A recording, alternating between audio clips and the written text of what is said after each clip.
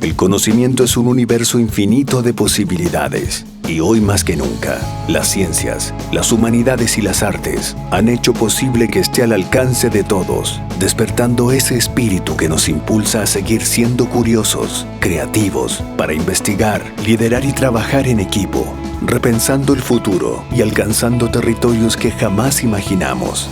Es el mismo espíritu que un día llevó a esos pioneros a derribar los límites humanos para encontrar respuestas en la cima de una montaña, en las profundidades del océano, en la inmensidad del espacio, o buscando una probabilidad en 1.000.000.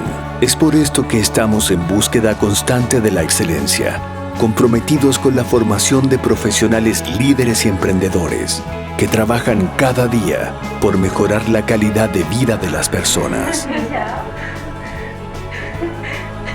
Porque no hay desafíos imposibles para espíritus sin límites, para espíritus emprendedores. Universidad Mayor.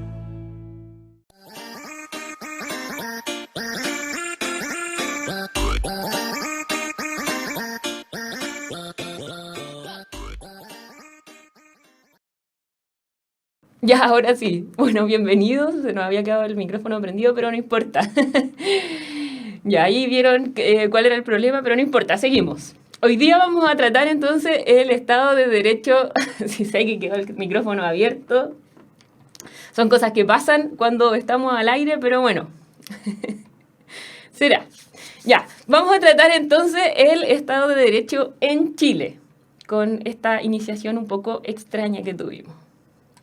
Bueno, partimos como siempre un pequeño repaso de la clase anterior. Recuerden que hablamos de este concepto en economía que era de las ventajas comparativas, que va a ser trascendental para la economía desde las regiones al interior de nuestro país, pero también en relación con los acuerdos bilaterales que se van a establecer con distintos países. Por lo tanto, vamos a decir que las ventajas comparativas tienen que ver con la capacidad que tiene el Estado o que tienen ciertas regiones para explotar y para desarrollar ciertos productos. También establecimos la primacía, entonces, de esta economía neoliberal, donde tiene gran importancia los acuerdos bilaterales a través de importaciones y exportaciones. Y para esto era relevante la planificación y la conectividad. Y como punto esencial hablamos de las carreteras y de los corredores bioceánicos. Estos corredores que conectaban entonces el Océano Atlántico con el Océano Pacífico. Y ahora sí vamos a pasar a la materia siguiente. Hoy día vamos a tratar, ahí dice, debe decir número 30, vamos a tratar entonces la caracterización y evaluación de cómo la Constitución política organiza el régimen democrático en Chile, establece las bases de la institucionalidad, define el carácter y la finalidad del Estado, define los sujetos políticos, regula la nacionalidad, ciudadanía, garantiza los derechos y regula los deberes de las personas. Consagra la separación de las funciones públicas, ejecutiva, legislativa, judicial y de control, y define la responsabilidad de los gobernantes. Bueno, a pesar de que es muy largo lo que yo les estaba comentando como contenidos mínimos, es importante porque van a ser los puntos esenciales que se van a tratar en esta clase. Luego vamos a tratar la caracterización de los mecanismos de acceso a la justicia en Chile y de los principales rasgos del sistema judicial chileno. Responsabilidad penal y civil, principales características del sistema procesal penal y mecanismos legales disponibles para la defensa de los derechos ciudadanos. Ahora sí. Vamos a partir con esta clase que es más bien una clase de nociones básicas de derecho. Entonces, lo importante es preguntarse primero qué es el Estado. Y cuando hablamos de Estado, vamos a hacer referencia a una forma de organización social soberana que tiene el poder administrativo y de regulación sobre un determinado territorio. A su vez, cuando se menciona el Estado de Derecho, se incluyen en él las organizaciones resultantes de la ley y la división de poderes. Vamos a desentrañar entonces un poco esta gran definición que hay de Estado para poder entender qué es lo que hay detrás de lo que nos rige precisamente como sociedad. Primero tenemos la idea de nación, que la nación es más bien un grupo humano que se caracteriza por tener una vinculación cultural, sanguínea u origen. La nación puede existir aparte del desarrollo del Estado. Por ejemplo, cuando hablamos de nación y tal como aparece en esa fotografía, podemos referirnos al pueblo gitano, por ejemplo, que no constituyen estados, pero sí constituyen una nación. También está en debate hasta el día de hoy, un debate que ha tenido las últimas semanas gran importancia, el tema de la nación mapuche, que algunas agrupaciones mapuche no leen entonces que hay un Estado chileno. Tenemos la nación que podría constituirse antes de la conformación del Estado de Israel, podría haber sido la nación judía, sigue siendo la nación judía, ¿no es cierto? Entonces, tenemos una nación que puede existir aparte del Estado, pero que conforma un elemento esencial cuando hablamos del Estado. Luego tenemos el concepto de territorio, que es una superficie de tierra determinada, mar y espacio atmosférico, pero también es importante, cuando hablamos de territorio y de soberanía, también se consideran los territorios como las embajadas o los automóviles de las embajadas, de los embajadores, por ejemplo, y los transportes de guerra. Por lo tanto, esos elementos también van a constituir soberanía y van a constituir territorio chileno en otro país. Por eso, muchas veces cuando hay una persona que está buscada por la justicia en algún otro país, se le da asilo en las embajadas de otros territorios. Si es que conocen algún caso, lo pueden colocar en el chat. Hay unas películas que hablan sobre estos informáticos que dieron a conocer ciertas acciones que realizaba, por ejemplo, Wikileaks. Tuvo asilo en una embajada o después viajan a un territorio. Entonces, es importante recordar que los territorios no solo constituyen la tierra propiamente tal. Luego, tenemos el concepto de soberanía, que es el poder supremo en virtud del cual el Estado se dota de organización política y de autonomía legal. Se plantea frente a otros estados en un plano de independencia e igualdad.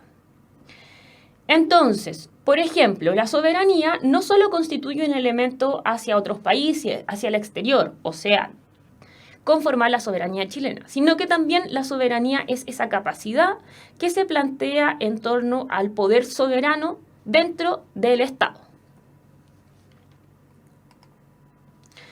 Cuando hablamos del Estado chileno, vamos a hablar de las bases de la institucionalidad. Y para esto va a ser esencial el análisis de la Constitución que viene de 1980. Recuerden que ha tenido algunas reformas, pero la base se constituye en ese año. La Constitución va a condicionar entonces la acción del Estado, va a ser este gran paraguas, yo lo denomino paraguas, ¿no es cierto?, que nos va a regir a todos, incluyendo a las personas que constituyen los distintos poderes.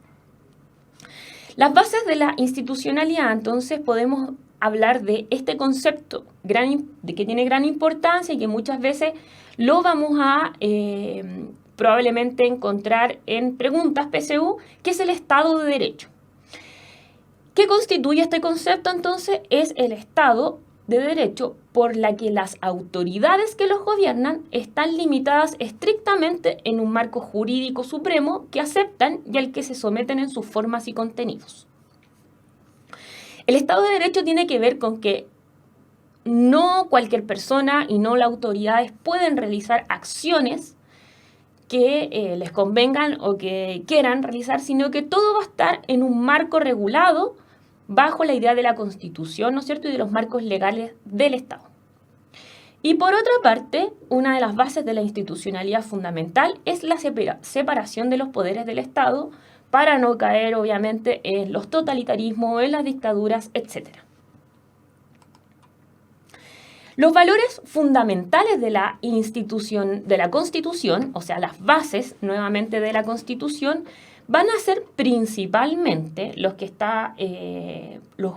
primeros puntos que hay de la Constitución, va a ser la dignidad de las personas, la igualdad de estas frente a las leyes, al poder ejecutivo, legislativo, judicial, la libertad de estas personas, todos nacen libres, evidentemente, el derecho a participar en grupos intermedios. Por lo tanto, yo había mencionado, si no mal recuerdo, hace algunas clases atrás en Historia de Chile, que los grupos intermedios eran estos grupos como los partidos políticos, las juntas de vecinos, que tienen gran importancia entonces en la relación con el Estado y con otros elementos, ¿ya? O sea, me refiero con otros elementos que tienen que ver con la política y el ejercicio ciudadano. Y también se establece dentro de la Constitución que la familia va a ser el núcleo fundamental de la sociedad chilena. Las características esenciales del Estado chileno son el carácter instrumental que tiene. Eso quiere decir que este Estado está hecho en función del servicio de las personas. Recuerden que el Estado se realiza, se ejerce entonces para poder regular a una sociedad y establecer límites. A ver, me ponen que no se escucha. Quiero que me confirmen si los otros pueden escuchar, porque lo que veo acá es que sí se puede escuchar, si funciona el micrófono. Si es que pueden corroborar de que sí se está escuchando la clase. Por mientras voy a continuar. Sí se escucha. Ok, seguimos. Entonces, el otro de las características fundamentales es la finalidad suprema. La finalidad suprema, entonces, que regula esta sociedad va a ser el bien común, que no es ni tan, entonces, favorecido por algún sector ni otro. Va a ejercer, entonces, límites, grandes límites por el que nos vamos a regir. Y luego tenemos también los deberes dentro de las características del Estado, por ejemplo, la promoción y respeto a los derechos humanos y el ejercicio de la soberanía nacional. Otra de las características fundamentales del Estado chileno, y esto es súper importante que lo consideren, es, primero, es unitario. Un solo centro político donde las leyes se aplican a todo el territorio. Y decimos que es unitario fundamentalmente en contraposición a lo que son estos estados federales, por ejemplo, donde cada estado, donde en cada territorio, que nosotros lo denominamos región, en cada estado hay ciertas regularidades, tienen una policía especial, de hecho, hay otras leyes. Por lo tanto, nuestro país constituye un estado unitario. También vamos a denominar que es un estado descentralizado. ¿Por qué? Porque muchas funciones que tienen este gran centro, que generalmente está en Santiago, también van a tener distribuciones y funciones públicas distribuidas en todo el territorio. Fundamentalmente nosotros nos vamos a referir a este proceso de regionalización, donde en cada región van a haber distintos intendentes, gobernantes y también las Ceremis, que van a ser los servicios regionales de los distintos ministerios. Y por otra parte, como había mencionado, el ejercicio de la soberanía nacional, que la reside fundamentalmente en la nación, y su ejercicio se realiza por el pueblo a través del plebiscito y elecciones periódicas y también por las autoridades que esta Constitución establece. Entonces recuerde que el concepto de soberanía está constituido y está implícitamente desde el Estado en su relación con otros países, pero también en su relación con el propio pueblo. Vamos a ver que el Estado es soberano en tanto tiene la capacidad de elegir periódicamente y regirse por ciertos plebiscitos, que conocemos muy poco de plebiscitos nosotros, pero existen y se consagran en la Constitución. Los límites de este ejercicio de la soberanía, o sea, de poder hacer, de tener la posición de hacer dentro de este territorio, son los derechos humanos, evidentemente. Y los derechos humanos son derechos que son inherentes a todos los seres humanos, valga la redundancia, y a pesar de que puede ser muy evidente, es importante recalcarlo constantemente y por eso también está dentro de la PCU, de las temáticas de la PCU, porque la educación en torno a los derechos humanos se constituye algo básico para que los estudiantes y las personas que constituimos una sociedad puedan vivir bajo estos conceptos primordiales. Por lo tanto, estos derechos son inherentes a todos los seres humanos, sin distinción alguna, ojo, de raza, sexo, nacionalidad, origen étnico, lengua, religión o cualquier otra condición. Por lo tanto, se celebra de alguna manera la diferencia en torno a límites de no sobrepasar entonces los derechos de las otras personas en torno a la diferencia. ¿Cuáles son los conceptos básicos en torno a los derechos humanos? Primero, que son inherentes. O sea, nazco con estos. A eso me refiero principalmente. Son universales. Todo el mundo tiene derechos humanos. Son inalienables. Esto quiere decir que yo no puedo renunciar a esto. No puedo decir, entonces yo dentro de esta sociedad quiero ser esclava, por lo tanto no me quiero vender. No. Inviolables. Son inviolables, no se pueden violar. Y son imprescriptibles. Eso quiere decir que si una violación del derecho humano ocurrió hace 50 años atrás o hace 40 años atrás, no prescribe. No hay elemento de prescripción que sí hay en otros delitos. A ver, una pregunta súper importante que me preguntan, si incluso los asesinos o los narcotraficantes tienen derechos humanos. Sí, porque los derechos humanos son elementos básicos que se consagran en la Constitución. Estas acciones que realizan ciertas personas son violación a las leyes y por lo tanto se debe regir bajo los estatutos legales, pero no violar los derechos humanos. ¿Se entiende? Seguimos. Estos derechos humanos están consagrados, se consagran porque el Estado rige establece ciertos pactos internacionales.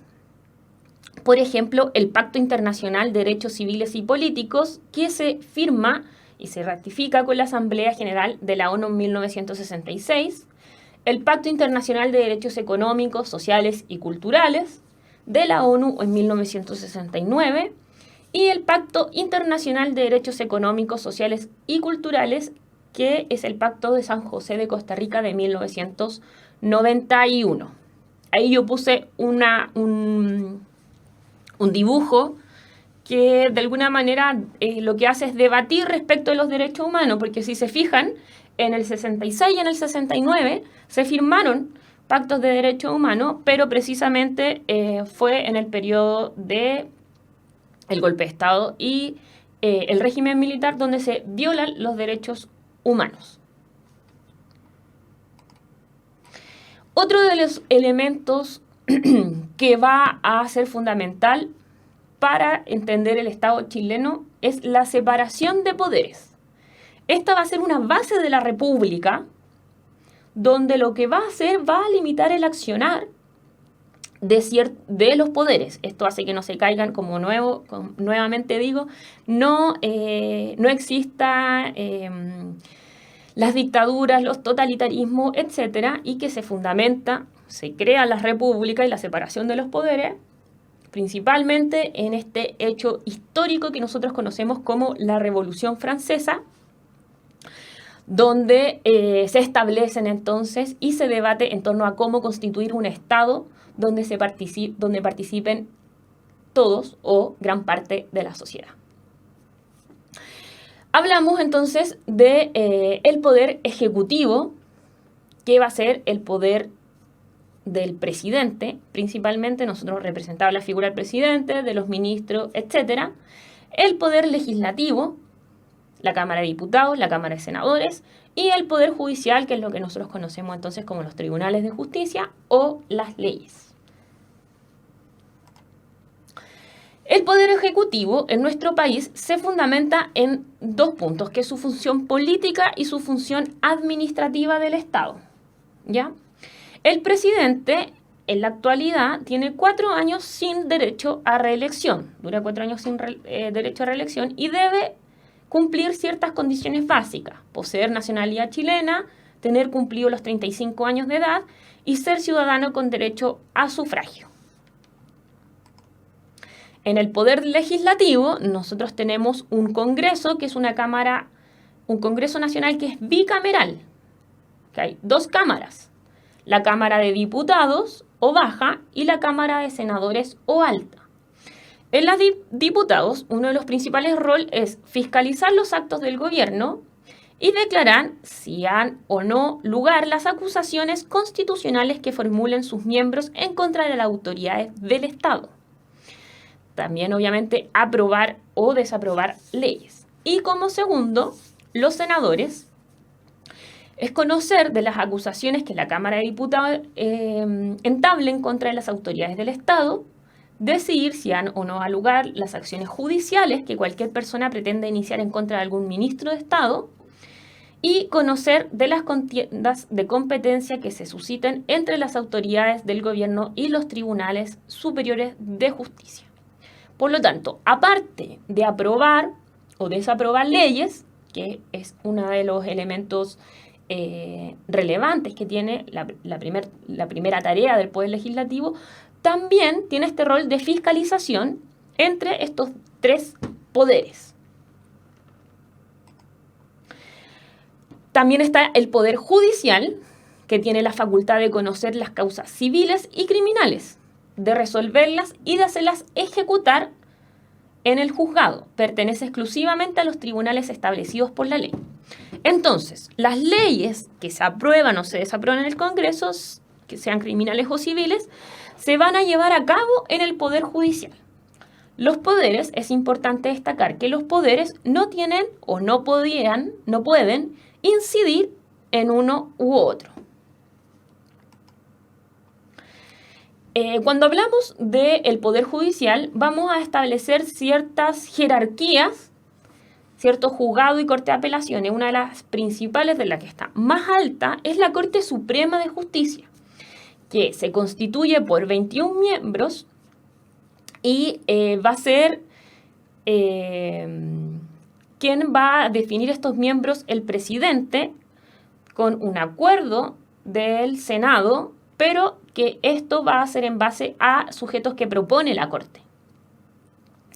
También existe la Corte de Apelaciones, que es podríamos decir que es un nivel más bajo, que hay 17 tribunales de Corte de Apelaciones y la Corte Suprema va a confeccionar una lista de candidatos y va a ser el presidente quien elija estos candidatos. Entonces, si se dan cuenta, la idea que hay detrás es que las personas que estén en la Corte Suprema o en la Corte de Apelaciones sean designadas a partir de los tres poderes para así mantener el equilibrio, ¿no es cierto? Por si gobierna un lado, un partido político, una coalición política, también pueda tener el equilibrio del legislativo y del judicial. Y tenemos distintos juzgados, que es el juzgado de letras en lo civil, el tribunal oral en lo penal, los juzgados de garantía y los juzgados de familia. Lo que se destaca dentro del sistema judicial es el sistema procesal penal, que se realiza y se aprueba en el año 2001, donde se separan las funciones de investigar y procesar que se realizaban en el antiguo sistema y se va a formalizar y acusar en el nuevo sistema y se va a dictar y se dicta sentencia. Por lo tanto, lo importante es que en el antiguo sistema se unían todas estas atribuciones al juez y con el nuevo sistema procesal penal se van a dividir estas atribuciones precisamente para hacerlo mucho más transparente. Los juicios van a ser orales y públicos. Se crea el Ministerio Público, cuyos fiscales son los encargados de dirigir las investigaciones, formalizar y acusar a los imputados. Y se crea la Defensoría Penal Pública para otorgar defensa profesional a los que no pueden tener un abogado. Por lo tanto, los elementos esenciales, oral y público, esto genera mayor rapidez, hay una relación directa con el juez y hay una garantía de la defensa de la víctima, entonces, y también del imputado. Ya no va a ser el juez el que defina todo, sino que va a tener un rol esencial también el fiscal. Otro de los elementos que incluye esta área de la reforma procesal penal y del Poder Judicial es el tema de la responsabilidad penal juvenil, donde se establece en el año 2005, donde se hace efectivo en el año 2007, si no me equivoco. Sí, se hace efectivo en el 2007. Los jóvenes que van entre 14 y 18 años, o sea, que todavía no son mayores de edad, pueden y son juzgados también penalmente a través de sanciones privativas de libertad o sanciones no privativas de libertad, por ejemplo, trabajo comunitario.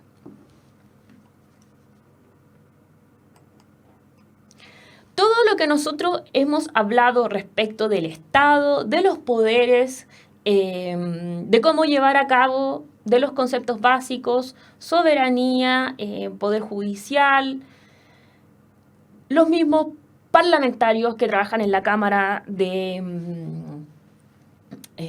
Senadores y en la Cámara de Diputados, trabajan, tanto el Ejecutivo, el Legislativo como Judicial, bajo un principio que es el principio de probidad, que se le va a denominar entonces a esta conducta funcionaria moralmente intachable y una entrega honesta y leal al desempeño de su cargo, con preeminencia del interés público sobre el privado.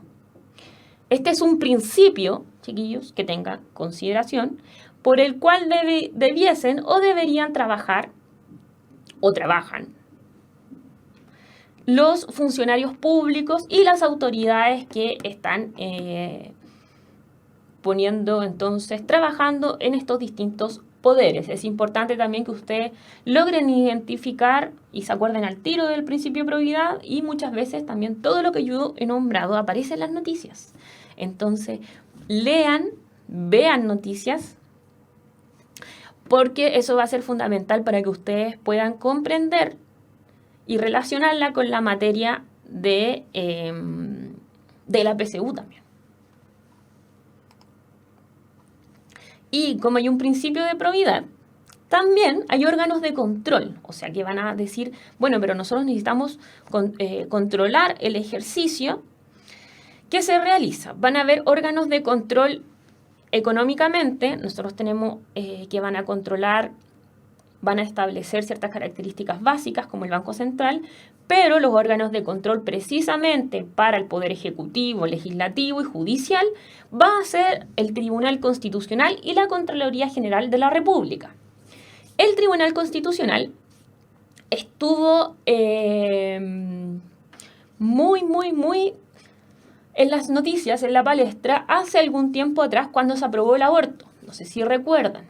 Hubo casi una semana donde el Tribunal Constitucional escuchó a más de 100 organizaciones y lo que pasó en ese momento es que se aprueba una ley, se coloca entonces una demanda al Tribunal Constitucional y el tribunal dice, bueno, entonces yo voy a ver si esta ley está en el Estado de Derecho, o sea, se puede realizar bajo la Constitución y bajo lo legal, o no se puede realizar. Por lo tanto, la función principal del Tribunal Constitucional es velar por la constitucionalidad de todos los actos jurídicos del Estado. Y la Contraloría General de la República es controlar la legalidad de los actos de la administración del Estado y también fiscalizar el ingreso y la inversión de los fondos del fisco. También estos dos temas siempre aparecen en las noticias. A veces se dice, bueno, la Contraloría General encontró un error en ciertos elementos de inversión y estafa al fisco o qué sé yo. Por lo tanto, insisto, pueden relacionarlo cotidianamente con las noticias. Por otra parte, nosotros tenemos otro órgano autónomo que es el órgano del Banco Central, que tiene como rol velar por la estabilidad de la moneda, o sea, vela por la estabilidad de la moneda, mantener la tasa de inflación baja y estable en el tiempo y regular la cantidad de dinero en circulación y el crédito en la economía. Estos tres órganos son órganos autónomos e independientes del Estado, de los gobiernos. Pertenecen al Estado, pero no son de los gobiernos. Es una mezcla un poco rara, pero lo importante es que ustedes puedan entender de que son independientes, funcionan no cuando cambia el gobierno, no cuando hay un nuevo presidente, sino que tienen un rol mucho más trascendental mirando al Estado, al bien común, a la Constitución, regiéndose por la Constitución, que ejerciendo estos poderes que generalmente se ejercen cuando hay un presidente o hay una coalición que está en el poder. Ahora vamos a pasar a los ejercicios. Avancé súper rápido porque era mucha materia.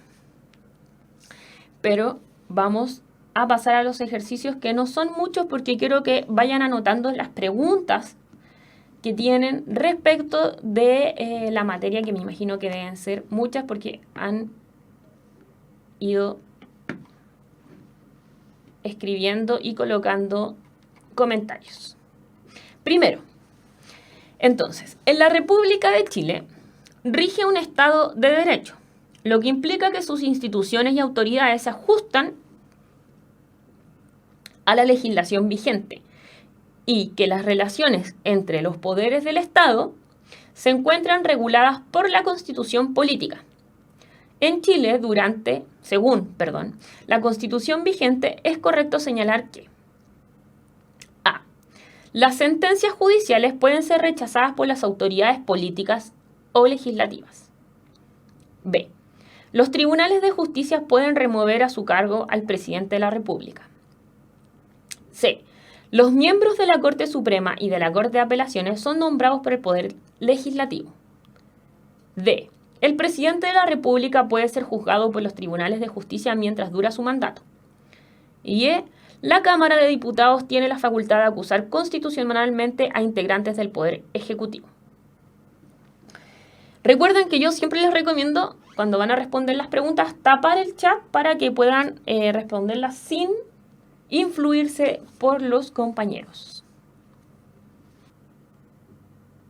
Siempre en historia van a poner, muchas veces, algunas de las preguntas más complicadas, van a poder un antecedente, van a escribir, van a entrar entonces al tema y luego van a poder la pregunta directa. Entonces nosotros en esta pregunta podemos leer que hace una introducción respecto de la República de Chile, donde rige un Estado de Derecho, lo que implica que sus instituciones y autoridades se ajustan a la legislación vigente y que las relaciones entre los poderes del Estado se encuentran reguladas. Recuerden que tenemos 3 poderes y que los 3 poderes se encuentran regulados entre sí.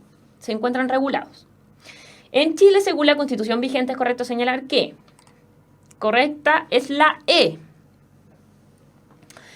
A. Las sentencias judiciales pueden ser rechazadas por las autoridades políticas o legislativas. Recuerden que no, que cada poder tiene una autonomía. Entonces, por ejemplo, si se estableció de que...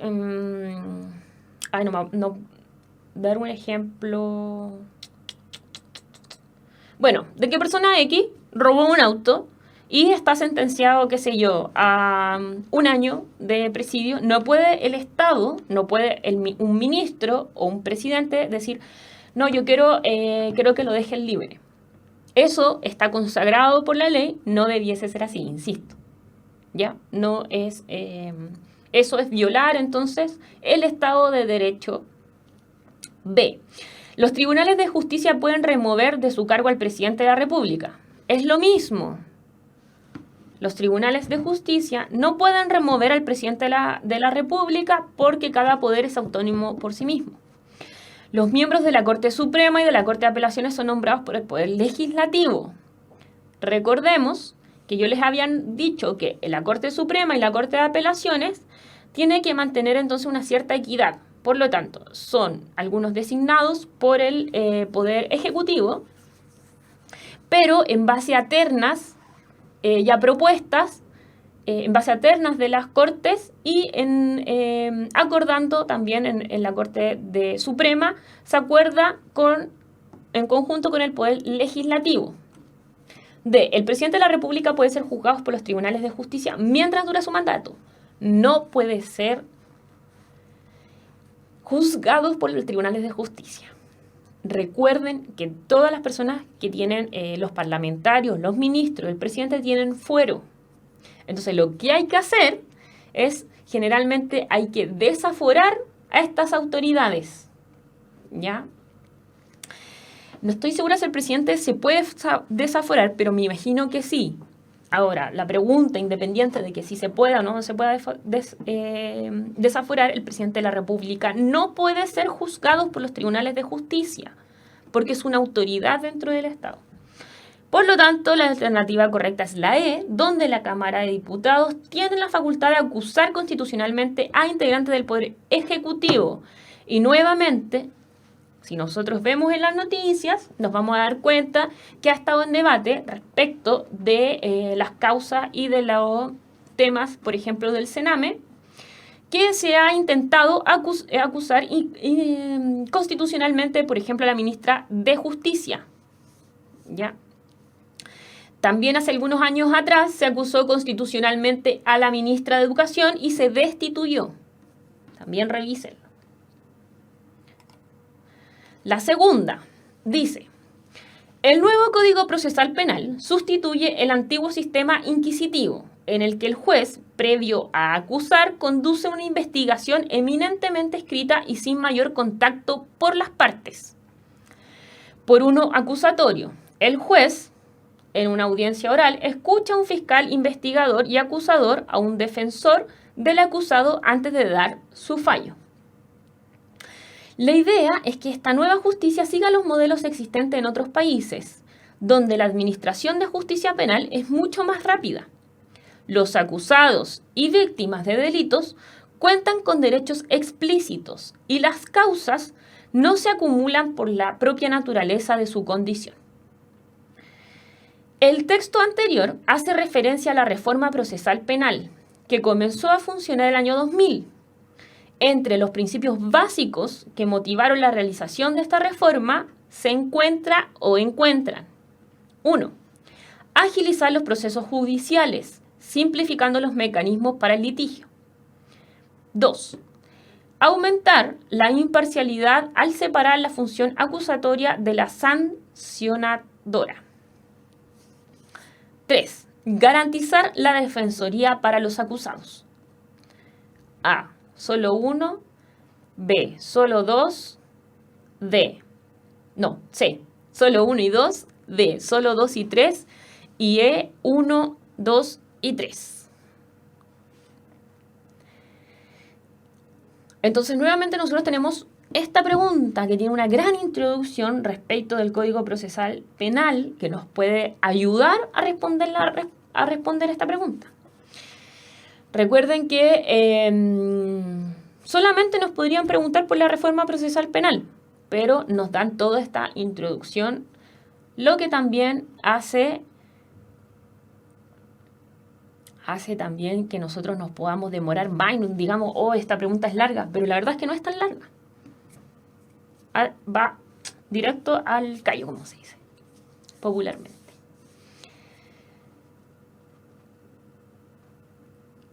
La respuesta correcta, ahí están respondiendo, va a ser... Vamos a esperar un poquito más para que puedan responder.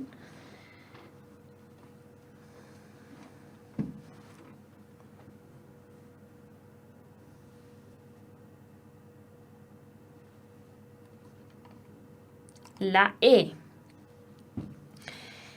El nuevo sistema Código de Procesal Penal, la reforma procesal penal, apunta entonces a agilizar los procesos judiciales simplificando los mecanismos de litigio.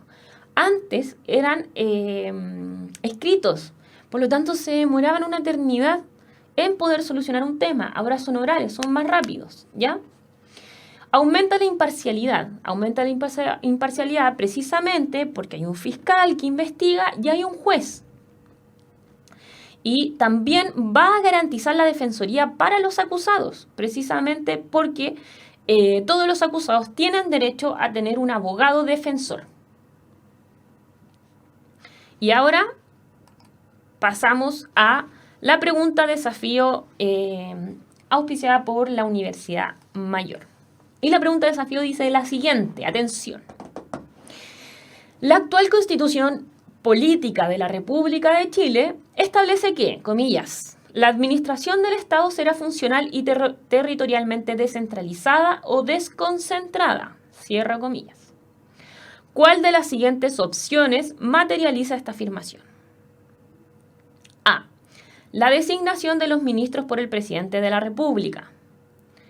B. Ahí dicen todas A, pero debería decir B, C, D, E. B. La participación de los grupos intermedios de la sociedad.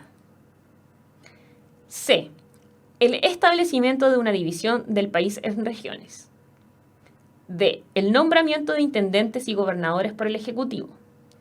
Y E. El reconocimiento del carácter multiétnico de la nación.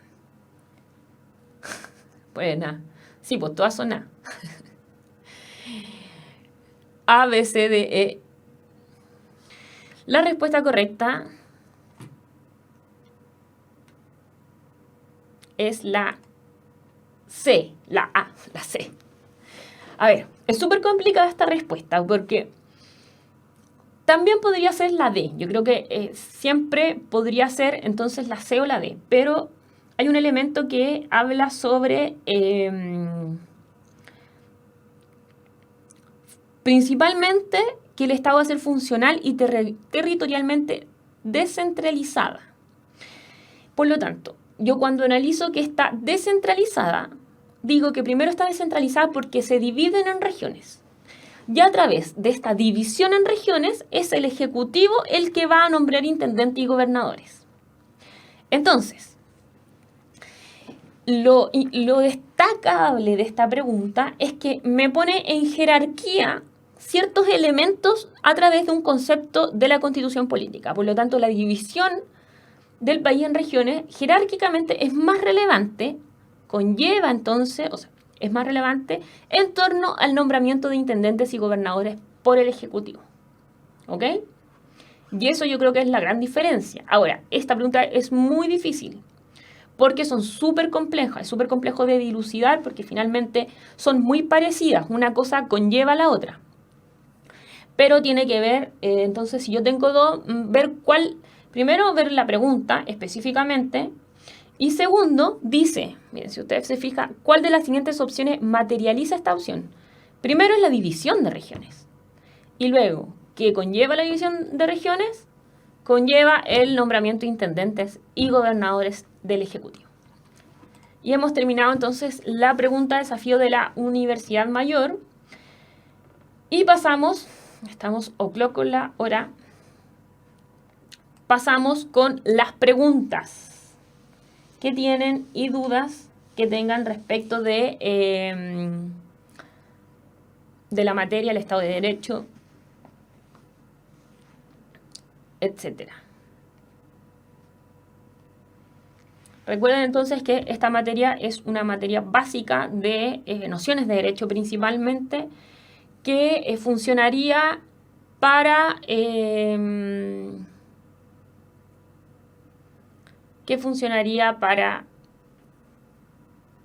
elementos básicos de cómo conformarse dentro de una sociedad. A ver, me preguntan o me hacen referencia a la diferencia entre desconcentración y descentralización. Efectivamente, yo también he visto que no es lo mismo la descentralización que la desconcentración, ya que la primera se establece y se ve con instituciones autónomas y la otra depende del Estado administrativo. Generalmente, yo no sé muy bien si las van a poner juntas o diferentes, por eso también esta clase es un elemento en el cual ustedes pudieran profundizar bien estos conceptos. Pero sí hay una diferencia entre la descentralización y la desconcentración. Por eso entonces la respuesta de la última pregunta es la división de regiones y no el nombramiento de intendentes y gobernantes. A ver, me preguntan sobre inherentes e inviolables. Ya, vamos a volver entonces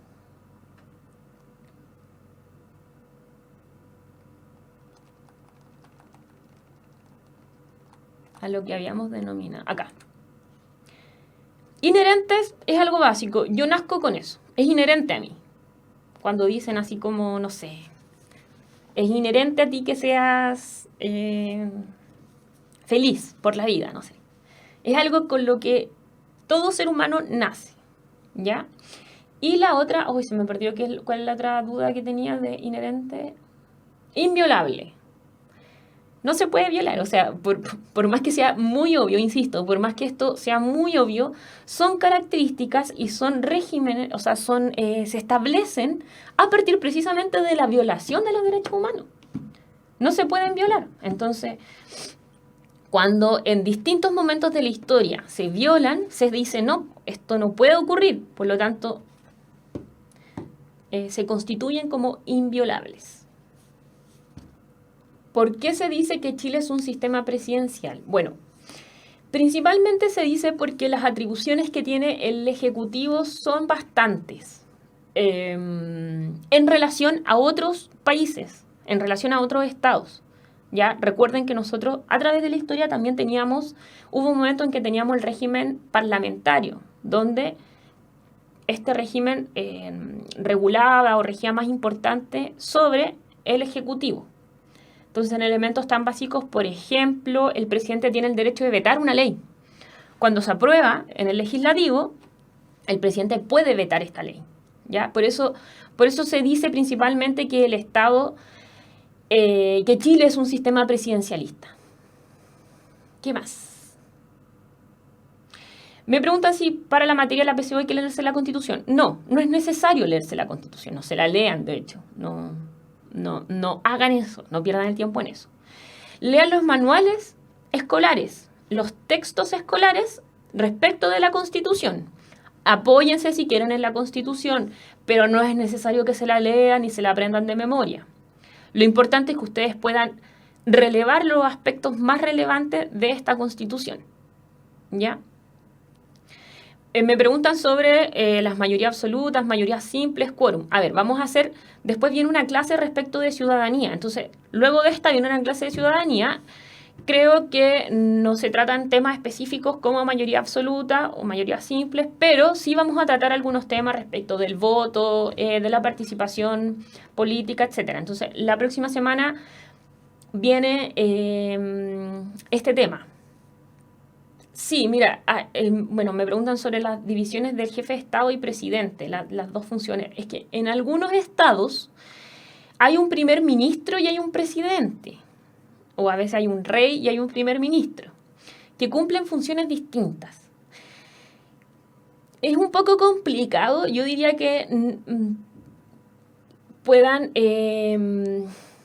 quizás compararlo con otros países, pero uno hace relevancia a administrar el país y el otro más bien como a regular otras instituciones. Pero es un poco complicado de... a ver, espérenme 2 segundos. Preguntarán sobre el sistema binominal. No, porque el sistema binominal ya está... lo cambiaron. Por lo tanto... lo más probable es que no lo pregunten, pero recuerden que nosotros vamos a tener una próxima clase donde vamos a tratar ese tema. Vamos a tratar sobre el tema de las votaciones, etcétera, ¿ya?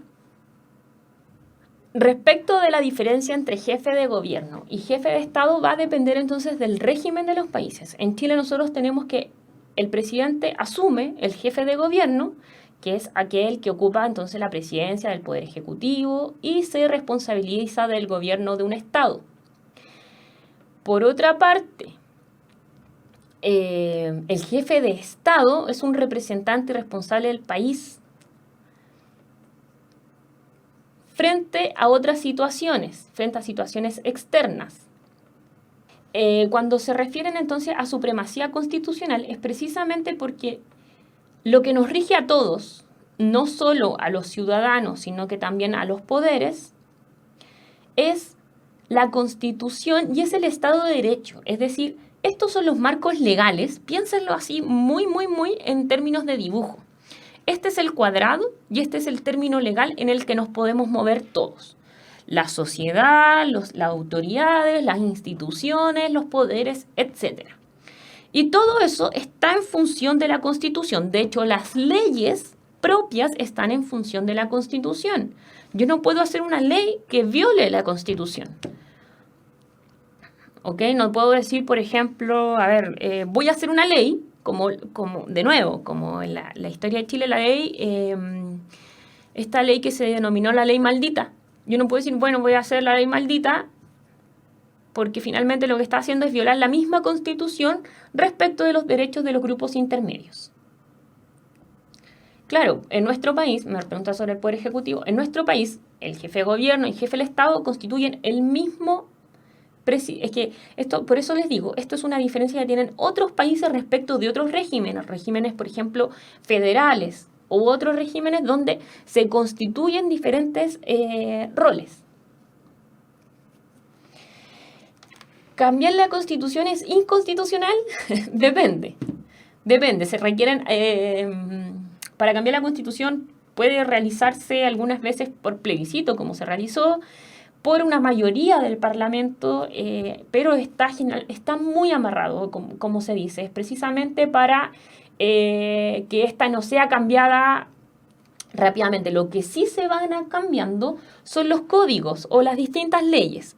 Eso sí se va cambiando porque si ustedes se fijan y ven el librito de la Constitución, es súper chico, porque es muy general. Entonces lo que se va cambiando y se va haciendo mucho más específico son los códigos, código civil, código laboral, código de familia, etc. Y también las leyes que van a regir esto. Y eso sí, son mucho más específicos y se van cambiando con mayor rapidez, de alguna manera. Ya, con esto entonces, si no hay otras dudas, damos por terminada la clase. Espero que estén muy bien y nos vemos la próxima semana.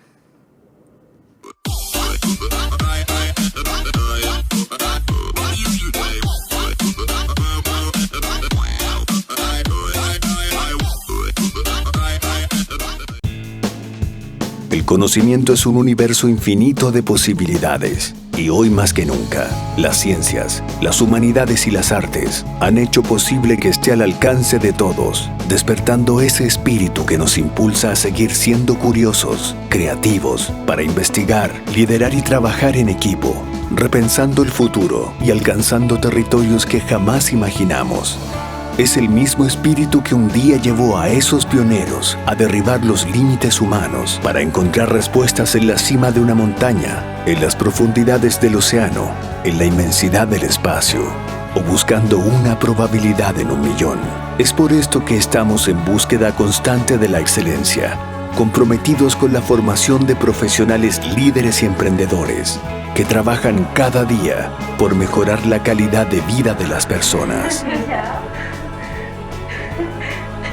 Porque no hay desafíos imposibles para espíritus sin límites, para espíritus emprendedores. Universidad Mayor.